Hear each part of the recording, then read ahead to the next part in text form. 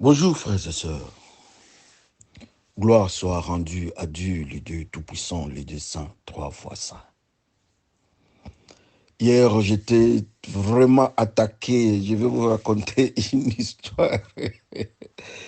Oh là là, quand je devais passer à l'exhortation à deux reprises, je parlais, arrivé à un certain moment, même trois fois comme ça s'est embrouillé. J'ai coupé l'exhortation, j'ai effacé. Après, je crois quelques heures encore, j'ai essayé, je ne sais pas, le diable ne m'a pas laissé. J'ai coupé encore, j'ai effacé. Et la troisième fois encore, c'était vers la nuit, j'ai parlé et on m'a appelé. Ça m'a tellement déséquilibré, alors j'ai laissé. Vraiment que Dieu nous aide. Le diable ne permet pas comme dans ses habitudes. Il ne permet jamais qu'on soit dans la méditation de la parole de Dieu. Et ce qui montre que nous sommes dans la vérité, nous sommes dans le bon. Nous parlons sanctification, nous parlons la crainte de Dieu, nous parlons la haine de péché. Et là, le diable n'est pas d'accord avec nous. Donc même là où vous êtes, ne soyez pas surpris que vous soyez attaqué d'une manière ou d'une autre si vous vivez dans la sanctification. C'est la chose inacceptable pour notre ennemi qui est le diable. Mais Dieu fait grâce aujourd'hui, je me réveille. Nous devons continuer. Le diable est un menteur.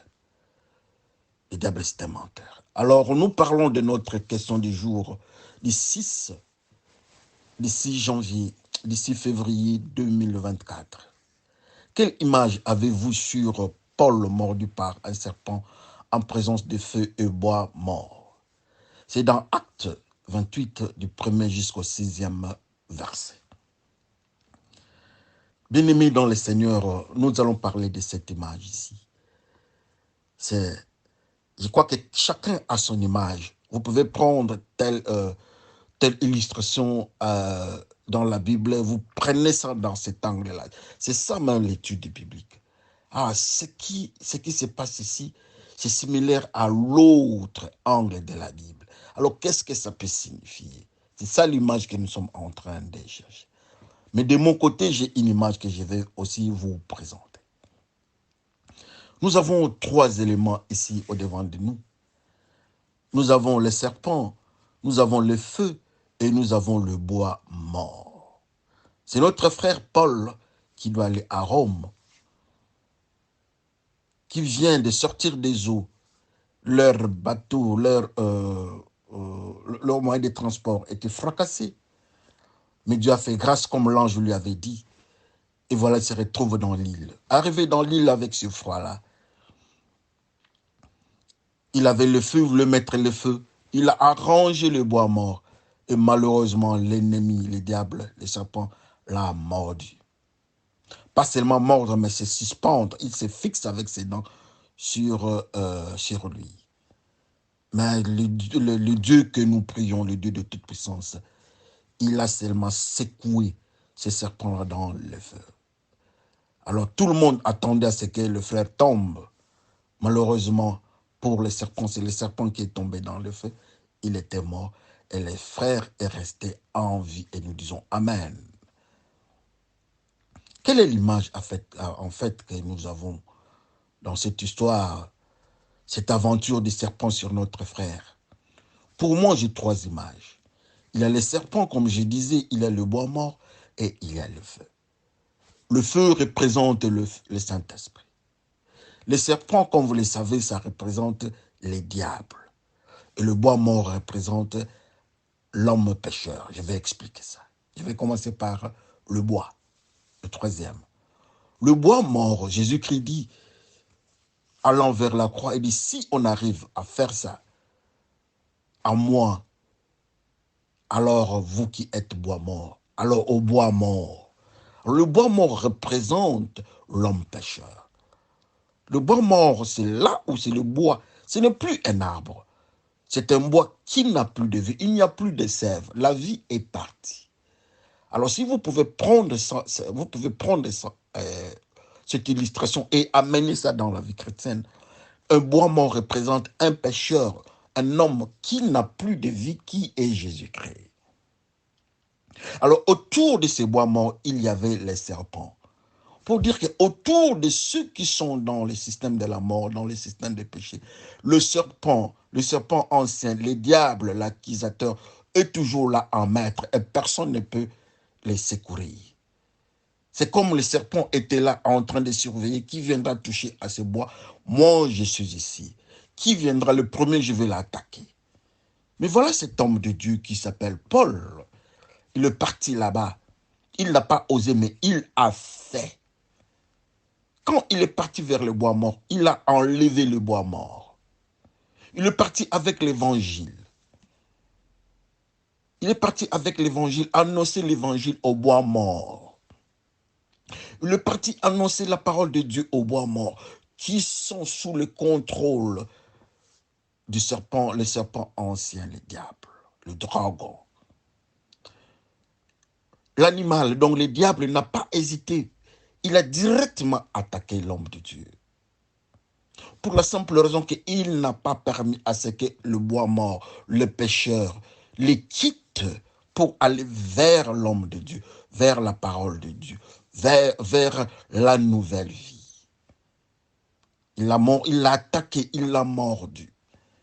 Malheureusement, pour le bois mort, pour le serpent ancien, les diables, l'accusateur, malheureusement pour lui, qu'il n'y avait pas d'effet, parce que cet homme qui est Paul, était un serviteur de Jésus-Christ. Il est celui qui croyait en Jésus-Christ. Il est celui qui faisait ce que Jésus-Christ lui disait. Il était seul avant. Et Jésus-Christ lui a dit que tu devais changer de comportement. Et il a changé de comportement. Et il est devenu Paul. Il a cru en Jésus-Christ. Et Jésus-Christ l'utilise pour son royaume. Alors, qu'est-ce qui se passe? Avec Jésus-Christ, c'est Jésus-Christ maintenant qui dit, ceux qui croiront en moi, parleront en nouvelle langue, imposeront les mains sur les malades. Ils vont prendre le breuvage empoisonné, il n'y aura pas d'effet. Et même la morsure du diable, du serpent, n'aura pas d'effet sur eux. Et pour le cas de notre frère, en plein service d'évangélisation, le serpent est venu la piquer et il n'y avait pas d'effet. Parce que le système Jésus-Christ, le sang de Jésus-Christ, circulait déjà en lui. C'est dans cette optique-là que nous sommes en train de présenter les faits. Donc c'est un combat en fait. Les diables n'autorisent pas. Les diables ne jouent pas. Il ne plaisante pas. Il est à son coin avec ce qu'il a déjà acquis. Il préfère avoir plus, mais ne pas perdre ce qu'il avait déjà. Alors il passe à l'attaque. Ça, c'est l'image que nous devons avoir. Ça, c'est moi. Assurément, les frères aussi ont leur picture. Ils ont aussi leur image d'une autre manière. Ça sera une très bonne chose. Que chacun regarde à quel niveau il est resté cloué avec le diable. À quel niveau nous sommes restés bois morts. Les uns sont bois morts dans l'alcool, dans l'ivresse, dans l'ivrognerie. Les autres sont bois morts dans le mensonge, dans la colère, la brutalité face à leurs femmes. D'autres encore bois morts face au mensonge conjugal et les femmes qui sont en train de faire l'adultère. Elles sont bois morts. Il y a la haine, on est bois mort. Le vol au travail, on est bois mort. Et nous sommes sous contrôle de l'ennemi. Et quand l'évangile vient toucher à ce que nous faisons, souvent il y a révolte. Oh, il a touché à ma vie privée. Non, ce n'est pas ta vie privée. Ce qui se passe là, ce n'est pas ta vie privée. Ta vie privée, c'est de vivre dans la sanctification.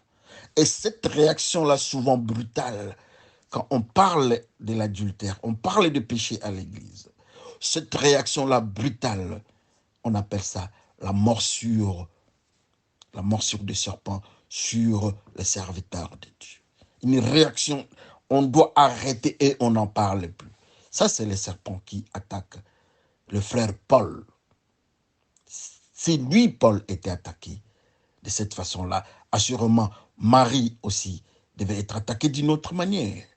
Jean devait être attaqué d'une autre manière. Les enfants devaient être attaqués aussi d'une autre manière. Les frères, les sœurs, d'une autre manière. Parce qu'il y a beaucoup de paramètres. Il y a beaucoup d'angles là où nous sommes au bois mort. Et le diable a pris contrôle de nos vies dans ces coins-là de nos vies. Ce sont des coins obscurs. Nous ne voulons pas toucher. Nous ne voulons pas toucher là-bas. Ah, ça c'est un péché que moi j'ai échoué. Ah frère, j'ai essayé de laisser la bière ici, j'ai échoué. C'est parce qu'il y a les serpents anciens qui est là. C'est parce qu'il y a les diables. Tu bois mort dans ces coins-là. Et les diables est là, ils s'en réjouissent. Ils s'en réjouissent, je m'excuse. C'est à nous de regarder à quel niveau. Prenez seulement la parole de Dieu. Invoquez le Saint-Esprit.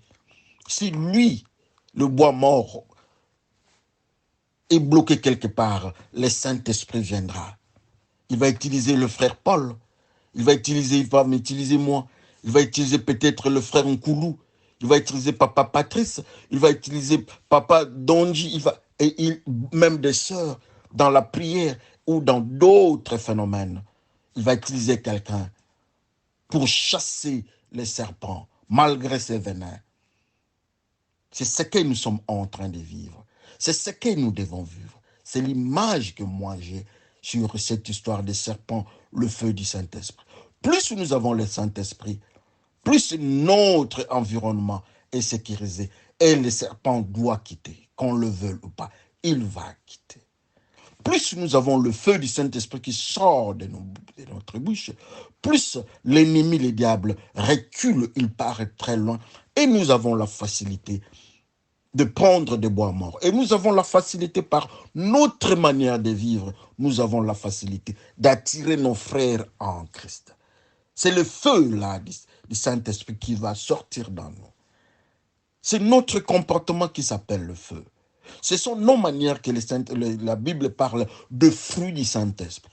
Alors quand ils viennent manger ces fruits du Saint-Esprit, l'évangile, ils voient notre comportement qui les attire. Ils adoptent notre comportement. Assurément, le serpent qui le bloque va les quitter. Que le Seigneur bénisse son peuple.